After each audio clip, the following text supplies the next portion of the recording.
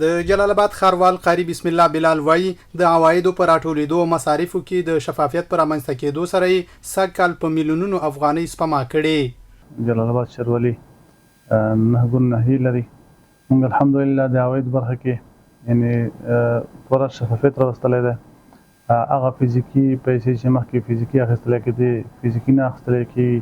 موږ د هغې دپاره ځانګړی سیستم لرو چې اف ام سیستم ده چې هره تلفات د سیستم نه پرنټ کېږي بېرته په بانک کې تحویلېږي. نو دې کې انشاءالله موږ طرف اطمینان ده چې هم شفافیت راغلی دی هم خلکو ته اسانتیا راغلی دی چې موږ د جلال آباد ښاروالۍ ټول عواید د سیستم له لارې تحویلوو. په دې کې هېڅکله څوک فساد نشي کولی. قاری بلال وایي مراجعینو ته د اسانتیاو برابرېدو ترڅنګ تدارکاتي برخو کې هم شفافیت رامنځته کړی او ټولې پروژې د ازادې داوطلبۍ له لارې په قرارداد ورکول کېږي.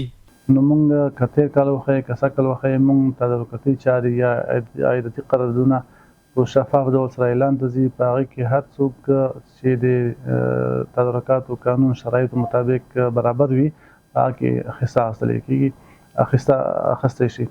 نو موږ الحمدلله تېر کال چې موږ پروژې په شفاف ډول سره اعلان ته لاړې داوطلبي وشوله ارزبي وشوله نو تقریبا کم از کم 40 میلیونه په دې کې موږ سپما کړې ده. سږ کال بیا هم الحمدلله موږ کومې پروژې چې انکشافي دي هغه موږ اعلان ته سپارلی دي په شفاف ډول به سره هغې کې داوطلبي شوې ده. نو هغه کې هم تقریبا موږ 15 میلیونه سپما کړې ده چې د خپل تخمیني ریټ نه هم ټیټ لاړ دي. مراجعین هم د جلال آباد ښاروالۍ له کارونو خوښ دي. وایي اوس یې کارونه په چټکۍ خلاصېږي. د جلال آباد ښار اوسیدونکی حاجي ګل محمد وایي پخوا چې کوم کار په میاشتونو کې د الحمدلله اوس د واحد مرکز په جوړېدو باندې دا کار ډېرو لنډو ورځو ته راغلی ده. لکه 10 ورځې 15 ورځې ټول دا ته مراحل اخلي او د ټولو شعبو کار همدلته خلاصېږي. د موږ خوښ یو ته نه د ښاروال صاحب نه د منصوبینو نه د واحد مرکز له کارکوونکو نه ډېر شفاف کار کوي. د جلال آباد ښاروالي مسؤلین ښاریانو ته ډاډ ورکوي چې له دوی ټولېدونکي قانوني عواید بیرته په شفاف ډول د دوی په خدماتو مصرفوي.